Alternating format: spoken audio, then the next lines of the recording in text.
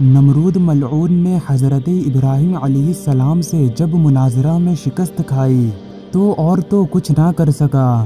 حضرت ابراہیم کا جانی دشمن بن گیا اور آپ کو قید کر لیا، اور پھر ایک بہت بڑی 4 دیواری تیار کی اور اس میں مہینہ بھر تک بکوشش قسم قسم کی لکڑیاں جمع کیے اور ایک عظیم آگ جلائی جس کی تیش سے ہوا میں اڑنے والے پرندے جل جاتے تھے، اور ایک منجنیق تیار کر کے کھڑی کی اور حضرت ابراہیم کو باندھ کر اس میں رکھ کر آگ میں پھینکا۔ حضرت ابراہیم علیہ السلام کی زبان پر اس وقت یہ کلمہ جاری تھا، حسبی اللہ و نعم الوکیل۔ ادھر نمرود نے آپ کو آگ میں پھینکا اور ادھر اللہ نے آگ کو حکم فرمایا کہ اے آگ، خبردار، ہمارے خلیل کو مت جلانا، تو ہمارے ابراہیم پر ٹھنڈی ہو جا اور سلامتی کا گھر بن جا۔ چنانچہ وہ آگ حضرت ابراہیم کے لیے باغ و بہار بن گئی اور نمرود کی ساری کوشش بیکار چلی گئی۔